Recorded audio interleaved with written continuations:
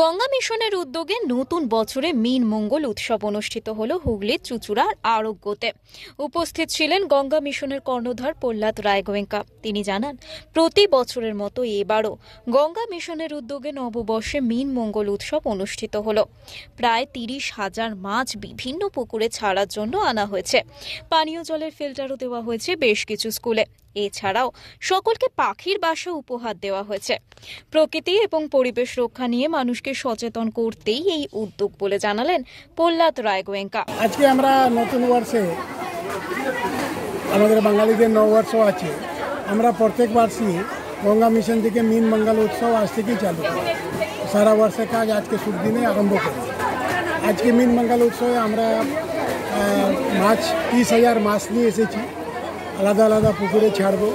বাচ্চাদেরকে pencil box ওর একটা মিষ্টি করে দেওয়া হচ্ছে। তাছাড়া 10টা ওয়াটার ফিল্টার আছে যে ডিফারেন্ট স্কুলে দেওয়া হবে। আর আমরা 2টো ওয়াটার কুলার লাগাচ্ছি চুঁচুড়াতে। আর আমরা পাখির বাসা भी দিচ্ছি সবাইকে। এটা মুখ্য উদ্দেশ্যই আছে যে মানুষকে পর্যাবরণের জন্য জাগৃত করা।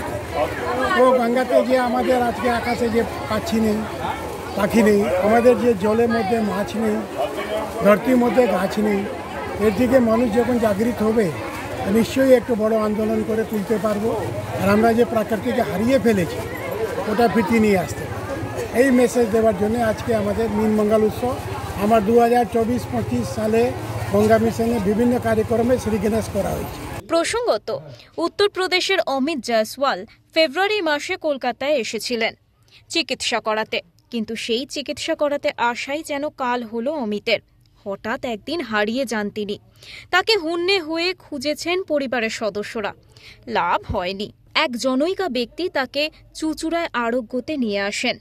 প্রায় 2 মাস এখানে থাকার পর গত শুক্রবার হঠাৎই বাড়ির কথা মনে পড়ে অমিতের। আর রবিবার তাকে তার পরিবারের হাতে তুলে দেন প্রহ্লাদ রায়গোয়েঙ্কা। হুগলি থেকে সুনন্দা দত্তের রিপোর্ট, ওঙ্কার বাংলা।